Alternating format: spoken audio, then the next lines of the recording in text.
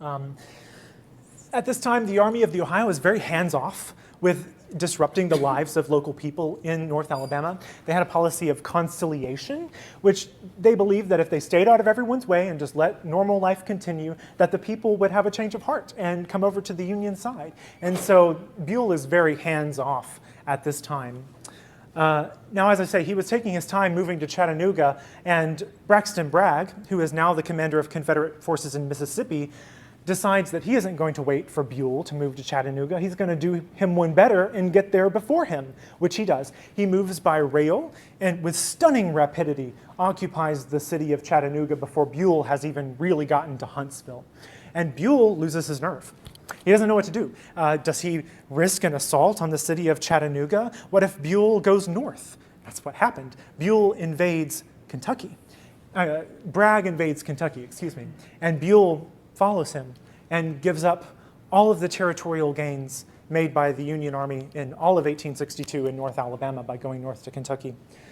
This is a map I made showing some of those major movements. The gunboat expedition in February down the Tennessee, Buell's movement overland from Nashville to Pittsburgh Landing, his crossing of the Tennessee, and Buell's retreat out of North Alabama. Now, at this point, the Shoals in the Tennessee Valley find itself wedged between two massive wings of the Union Army. One of them is in Mississippi, central Mississippi. The other is in and around Tullahoma, Tennessee. And so we're really a no man's land at this time, which was crisscrossed by raids and guerrilla activity. The city of Corinth remains a stronghold for the Union Army under command of Brigadier General Grenville Dodge. And in order to counteract some of this rebel guerrilla activity, a number of raids take place at this time, which are very famous and shall I say, infamous. In April 1863, Colonel Abel Strait tries to get behind the Confederate supply lines at Chattanooga by breaking the railroad in North Georgia. They think that if they can break the railroad, then the city will be amputated there and they'll starve them out. So Strait is going to launch a raid from Corinth all the way to Rome, Georgia. And it meets with disaster. Strait is plagued by bad weather. He's harassed with Confederate cavalry nipping at his heels. And finally, he and his men are captured near Galesville, Alabama. And his raid is a complete disaster. More infamously, Florence Cornyn here will launch a raid in May 1863, also from Corinth, which I have illustrated here. Cornyn crossed near the old Shiloh battlefield, comes across to the community of Rawhide, and a detachment burns every mill that they can find in the vicinity. Cornyn and his men proceed down what is now the Cloverdale Road and have a running fight with the Confederates all the way into Florence. And Cornyn goes through every house, every store building in town looking for what is called contraband, and also famously burns the mills on Cypress Creek here and brags about the amount of property that he destroyed of Confederate government stores. It's arguably one of the most infamous moments in the war. And Samuel Stafford in his SCC petition describes Cornyn and his men as a regular robbing machine. Now, events further afield are going to lead to events coming back here in the Shoals, as I described in the beginning. The first event of note is that General Rosecrans takes the city of Tullahoma from Bragg, Tullahoma, Tennessee. And very shortly thereafter, General Grant takes Vicksburg. And this happened July 1st through July 4th, 1863, which is coincidentally the same day as the Battle of Gettysburg. July 4 is the third day of the Battle of Gettysburg. Later on, as Rosecrans actually goes in and occupies Chattanooga, taking it from the Confederates, they have a fight at Chickamauga, which is the second bloodiest battle of the war, second only to Gettysburg. And the Federal Army at Chattanooga is in a very precarious situation. They're having difficulty feeding their men and animals. They're complaining in the official records that their horses and mules are starving, that they're literally starving to death on the wayside because they don't have supplies enough to feed the men. And at this time, General Joe Wheeler is sent on a raid behind Union lines to try and disrupt their transportation lines to starve them out even further. In order to rescue the situation at Chattanooga, General Rosecrans is fired, and in his place is put Ulysses S. Grant. And Sherman is sent east out of Mississippi with his army to help take over the situation at Chattanooga and drive the Confederates out of the mountains overlooking the city. And so in October 1863, Sherman goes by steamboat Vicksburg to Memphis, and then along the line of the Memphis and Charleston Railroad, and crosses the Tennessee River at Waterloo in October 31st, 1863. There's some fighting at Bear Creek as one of his division commanders, General Osterhaus, kind of pushes forward. They were trying to cross the river at Tuscumbia, but the water in the Tennessee River was so low that they couldn't get their transport boats up over Colbert Shoals. They say in one of the dispatches that it had less than 3 feet of water on Colbert Shoals, and so their gunboats and transports couldn't get up over that. So he has to cross at Eastport.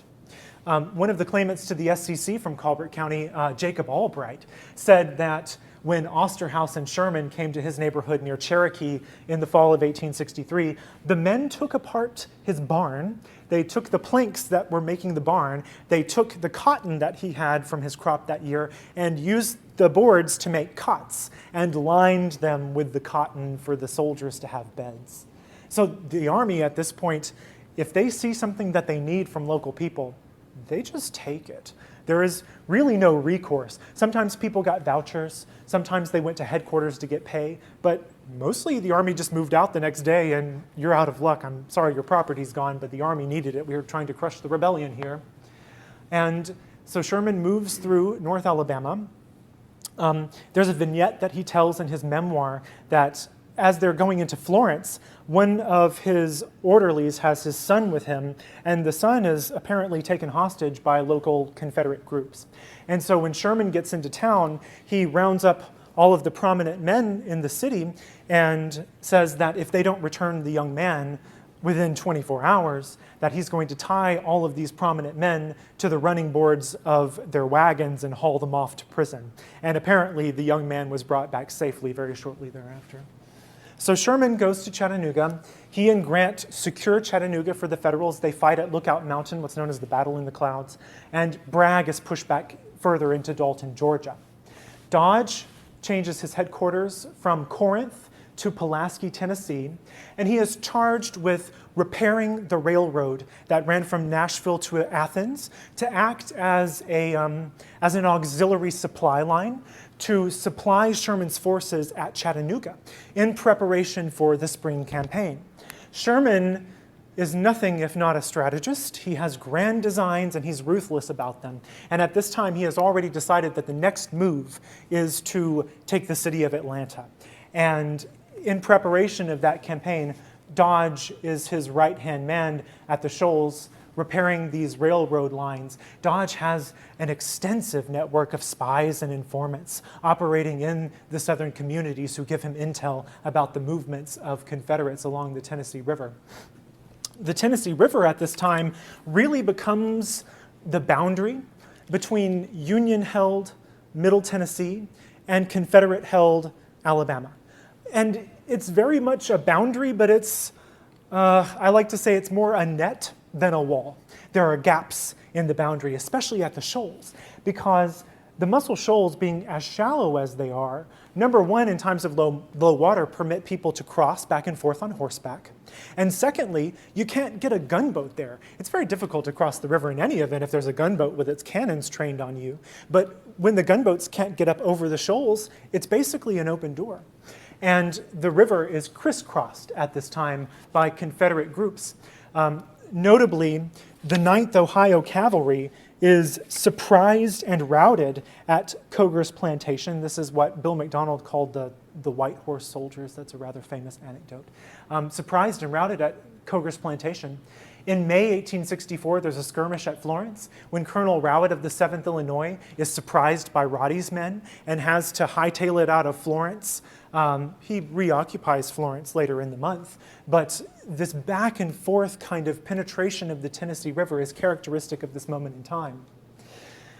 There is also significant violence in the Federal ranks, notoriously the 2nd Tennessee Mounted Infantry, which is located in and around Clifton, Tennessee. Now, I have mixed feelings about this because my 4th great-grandfather was a member of the 2nd Tennessee Mounted Infantry. This was a regiment of men of Lauderdale County, Wayne County, Tennessee, Lawrence County, Tennessee, who were loyal to the Union. They fought for the Stars and Stripes. And these men were charged with maintaining law and order in their own communities. However, some of them behaved less scrupulously. And there is evidence, especially at this time, that Lieutenant Elias Thrasher and some of his gang, known in the Booger saga as the Clifton Shebang, were going around committing depredations upon their neighbors. Tom Clark. Clark, notoriously, is in the group. He was the ringleader of the group. Thrasher is the one who is the lieutenant of the company, but people say that apparently he's an honorable man. He just has not so good people in his company, and that's also arguable. We won't go into that, though, but the important thing to note is that these armed groups, whether they are wearing uniform or not, are using the chaos, the disintegration of civil society to settle old scores, to get even with neighbors, or to enrich themselves off of the good fortune of other people in their communities. And I'm getting low on time, so I'm not going to go through these. It's just showing the movements that I described in 1863. And skirmishes in the summer of 1864, I really want to move a little bit faster than this because the fall of 1864 is one of the most pivotal moments here. Actually. So Sherman leaves Chattanooga, bound for Atlanta, May 1st, 1864, and he fights with the Confederate commander Joe Johnson down the railroad tracks all summer long, closer and closer to Atlanta. And the desperation within the Confederate government starts to build because Atlanta is a crucial railroad hub. And dissatisfaction with General Johnston for giving up so much ground to Sherman. The Confederates start to get very creative about their strategy of defeating Sherman. It was really about trying to cut the railroad at Sherman's back, which was supplying him so bountifully. So when Joe Johnson is fired and John Bell Hood takes over from him, he sends General Joe Wheeler on a ridiculously circuitous raid in September 1864. Wheeler leaves the area of Atlanta, goes up past Dalton, Georgia, up through East Tennessee, crosses the Tennessee River at Knoxville, and then moves his way onto the railroads between Nashville and Athens, just trying to do as much havoc as he can, break the railroad wherever possible, burn wagons wherever possible, but he is plagued by misadventure and miscommunication and crosses the Tennessee River at Bainbridge late in September 1864, and it's really misdirected energy because the city of Atlanta falls while Wheeler is off on this raid, and suddenly the shift in strategy, the Confederate strategy, looks back towards North Alabama. Now, at this time, Forrest, General Nathan Bedford Forrest, who is of course notorious in the events of the war in the Tennessee Valley, launches a raid of his own. It's really a very startlingly effective raid, but it's really too little too late for the Confederacy. It's not enough to shake Sherman off of Atlanta, but it does have a sort of backfiring effect that Federal troops mass in Middle Tennessee and North Alabama in response to his movement. He crossed the Tennessee River in and around Colbert Shoals and moved quietly to Athens, where he demands an immediate surrender of the garrison, which is granted. He captures the city of Athens and all of its garrison. He moves to Sulphur Creek Trestle, where he demands a surrender of the garrison, including many so-called colored troops, African-American men in uniform. They are captured and deported back south.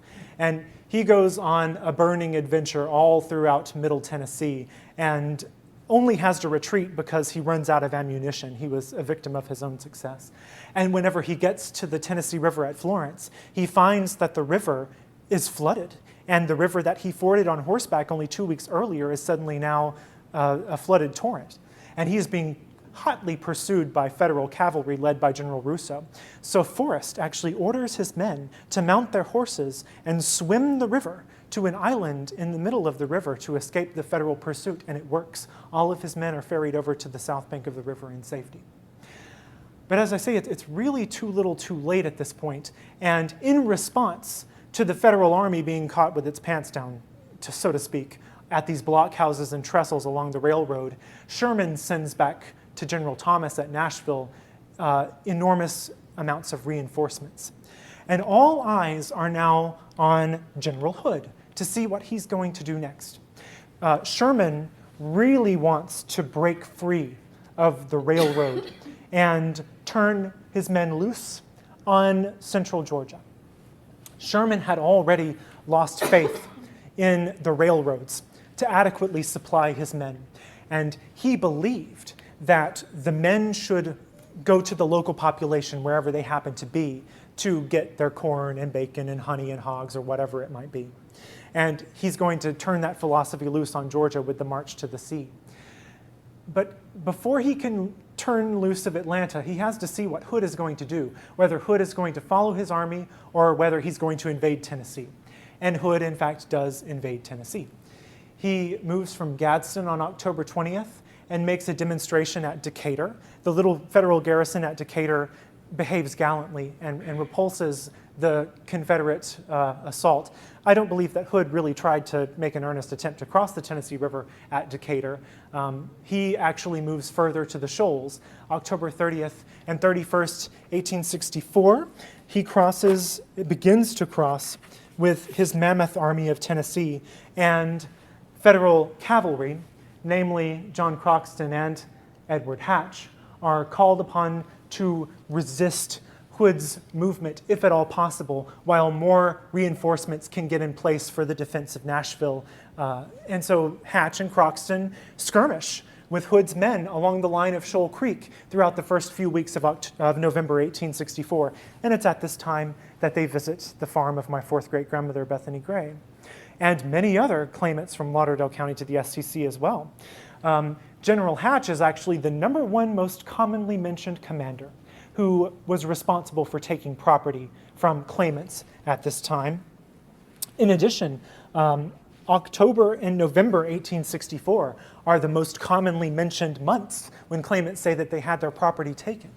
And when you consider that the valley has been occupied off and on by tens of thousands of troops sometimes, and they're all subsisting off of the local population, you realize that there was very little left to take at this time, and yet requisitions were heavier than ever.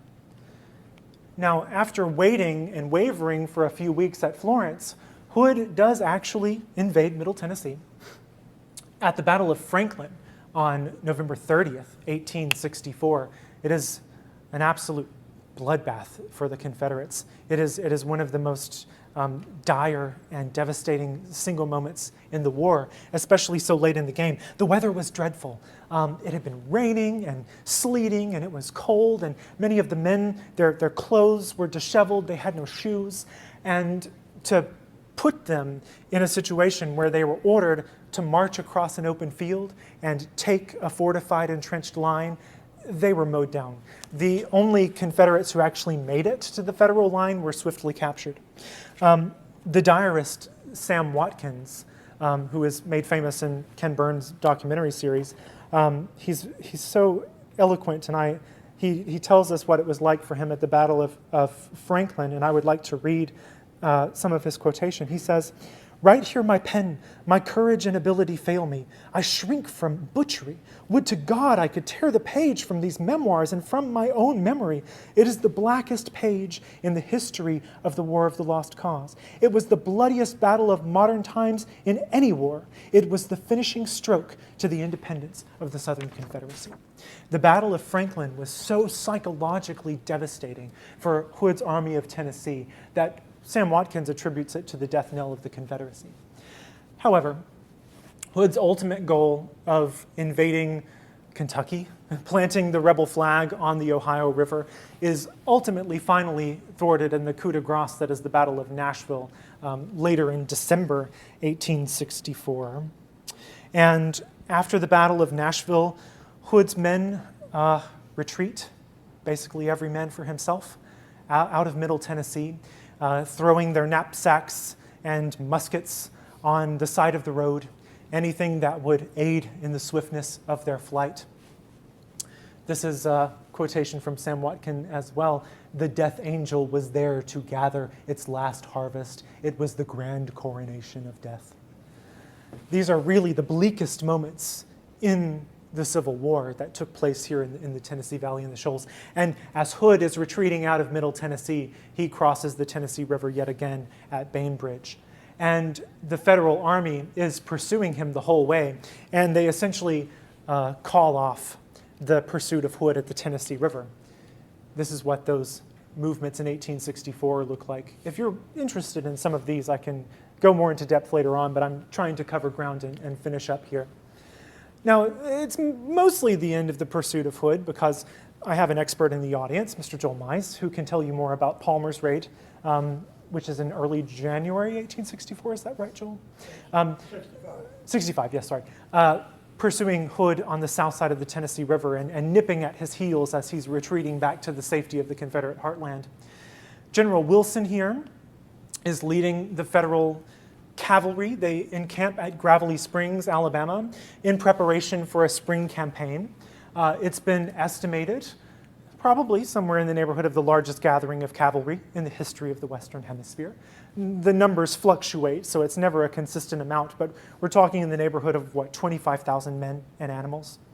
Now, Wilson is infamous here because in March he leaves Gravelly Springs and heads south into the Confederate heartland around Tuscaloosa and is responsible for burning the University of Alabama and eventually will even capture Confederate President Jefferson Davis.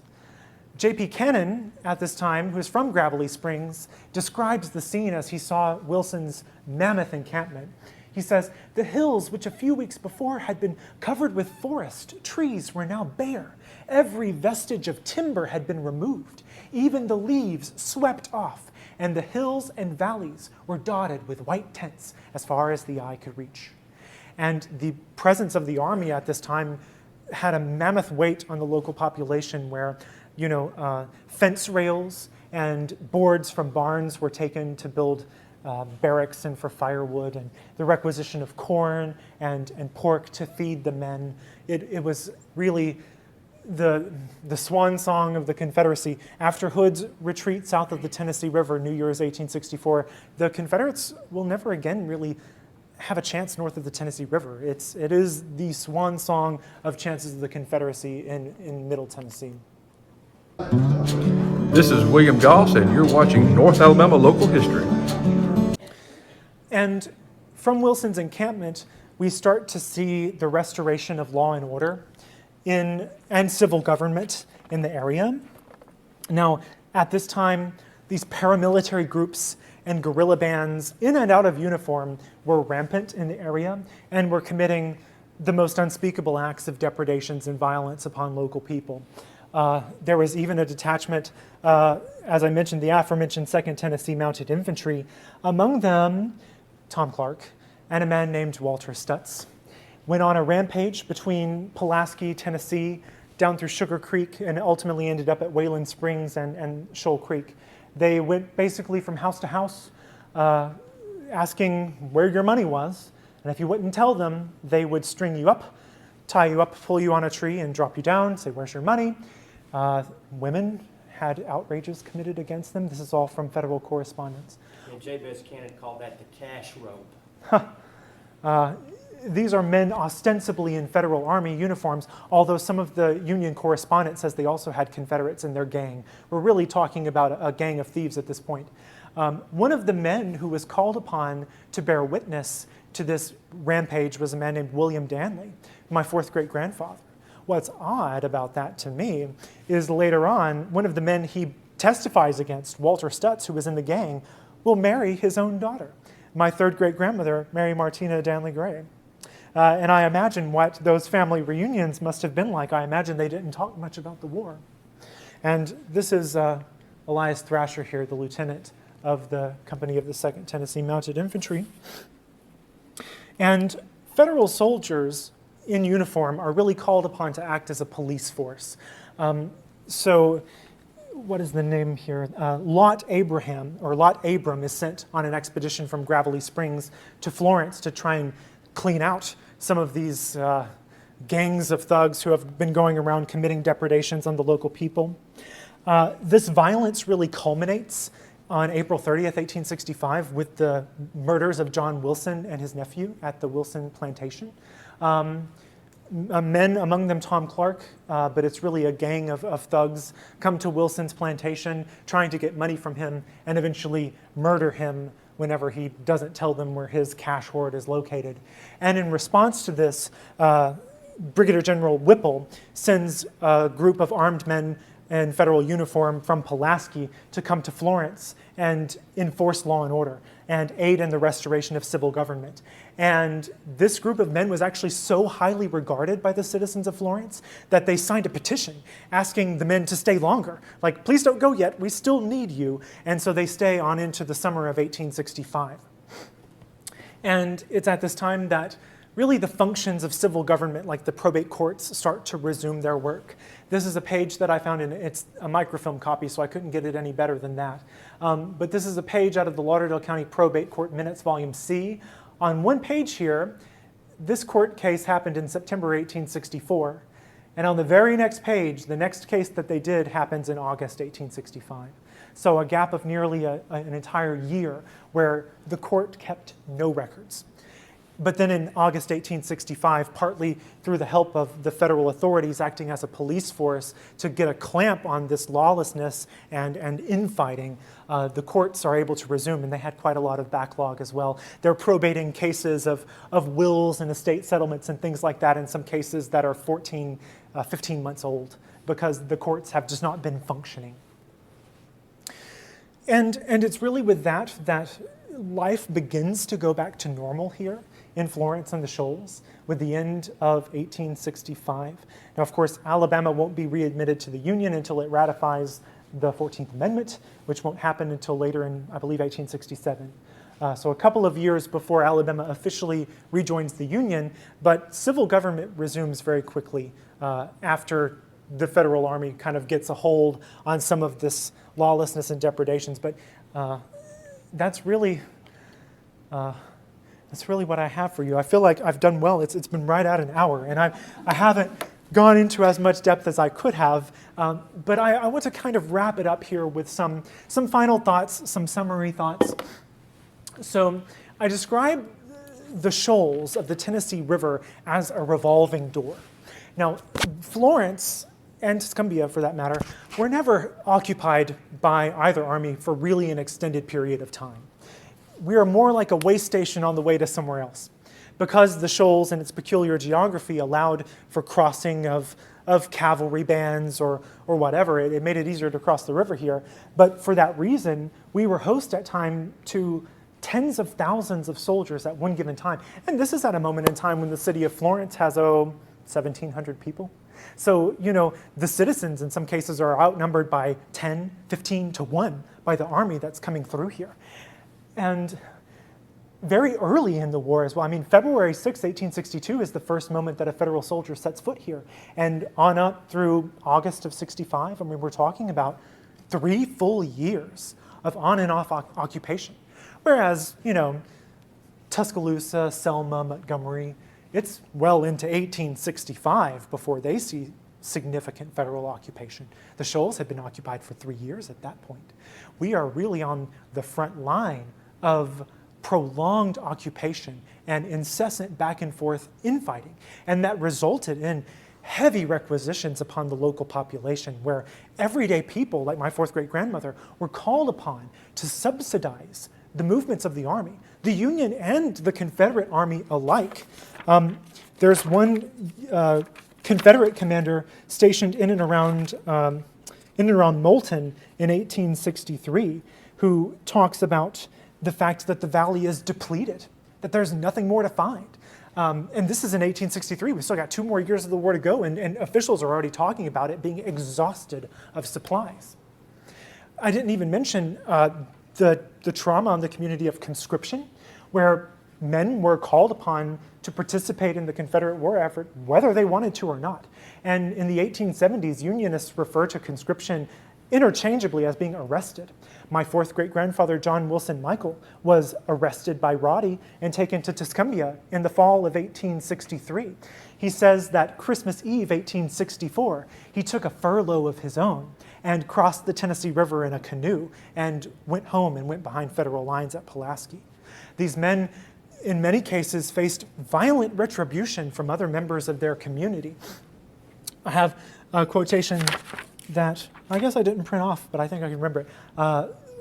A Confederate, a former Confederate, testifying for one of his neighbors in the Southern Claims Commission said, if they saw a man with a good horse, it mattered not to what side he belonged, they took it.